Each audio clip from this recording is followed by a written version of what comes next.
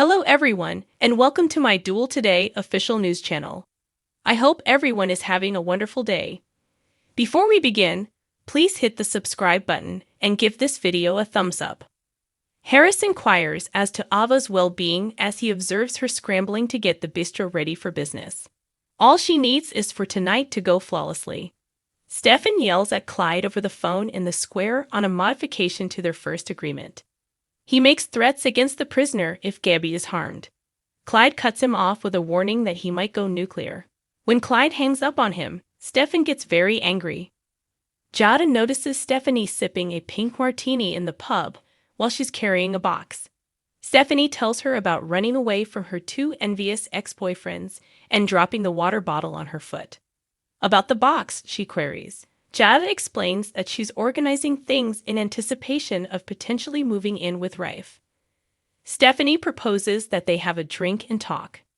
As Everett works, Chad strolls into the newsroom of The Spectator. Everett queries why he is holding onto the paper since it no longer serves the original purpose for which he made the purchase. Chad will turn The Spectator back into a hit because he loves a challenge. For this reason, he intends to be extremely involved. When Chad was hired back, Everett assumed Stephanie had forgiven him after the men had traded jabs.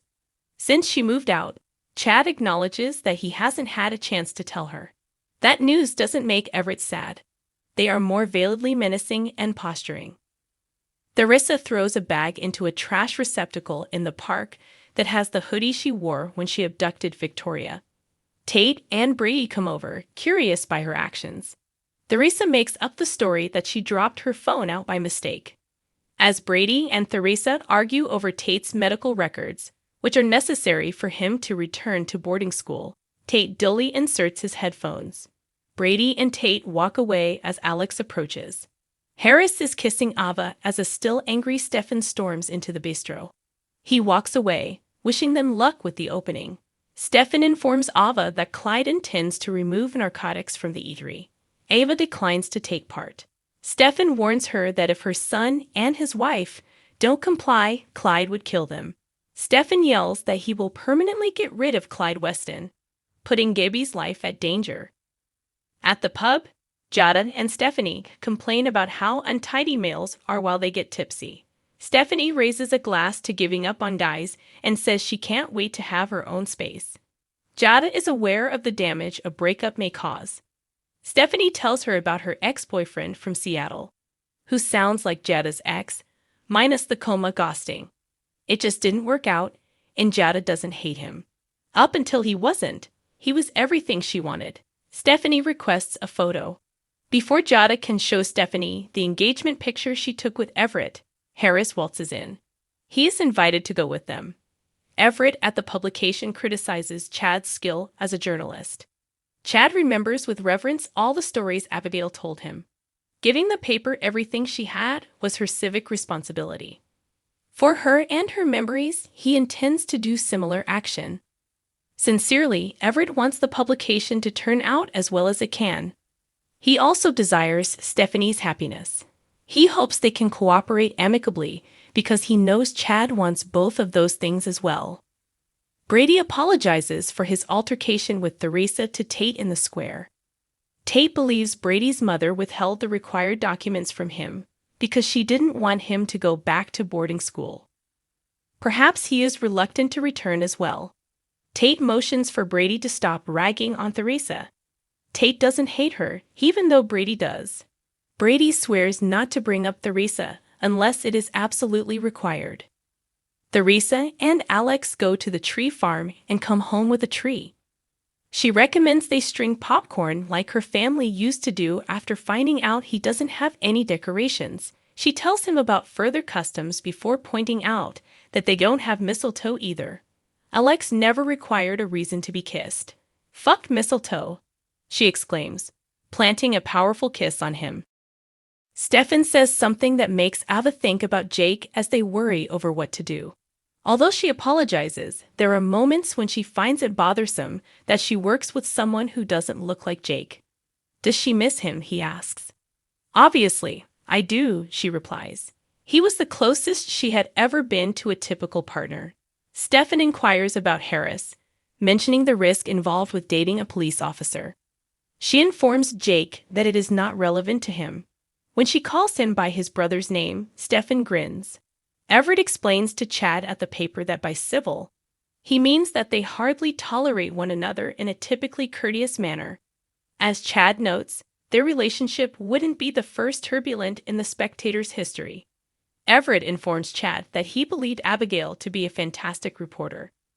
After hearing from Stephanie about her intelligence and talent, he even wrote her a fan letter. Chad moves aside to take a call from Thomas, who reports that his lunch account is empty. After Chad apologizes, Thomas ends the call. Chad says Stephanie used to take care of lunch supplies. She had a strong bond with his children, who had experienced a great deal since losing their mother. Everett offers his sympathies on Abigail's passing. At the pub, Harris finishes his single beer while hearing Stephanie and Jada disparage men in their speech. They thwart his attempts to flee. Stephanie and Jada laugh together and remark, "The party's just getting started." When Ava notices that Stefan at the bistro resembles Jake, who was gentle and kind, in contrast to him, she reacts angrily. That's fortunate, according to Stefan, since otherwise they wouldn't be able to resolve the albatross of a problem called Clyde Weston. Brady in the square remembers being a jerk at Tate's age. What's $50,000 in damage to a school gym if he was that much of a wreck? Brady isn't being sarcastic, despite Tate's assumption. Brady queries Tate about his motivations for staying, and he mentions Holly. Tate says he has a thing for her.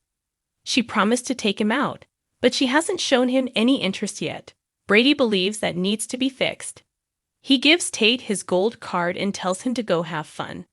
Following Theresa and Alex's popcorn stringing activity, Alex talks about his own family customs, particularly Victor's. Theresa gives him a guilt-ridden expression before kissing him away. She doesn't stop being upset as their passion intensifies. Afterwards, they have intercourse on the ground next to the tree, behind a blanket. Stephanie sips her martini at the pub, while Harry Harris takes a sip of his later. She takes Jada's wine glass from her grasp and raises a toast to everything that is incredibly overrated in life, including new and old loves. A stunned Tate thanks Brady for using his card in the square. Tate leaves a note for Holly regarding their date after Brady leaves. He is prepared to start tapping his gold card. For the record, they weren't bonding. Chad informs Everett at the paper. He is certain that his dislike is reciprocal. "I have no comment," Everett answers. If Chad takes even one incorrect move, his life will become an agonizing torment. Despite their distance, he and Stephanie belong together. He is reminded by Everett that before his accident, he and Stephanie were totally committed. "I just wanted to say." Everett's desk is now Chad's, so he urges him to get rid of his items. Ava remarks to Stefan at the bistro that Clyde has never had them run drugs out of there before. Why this time?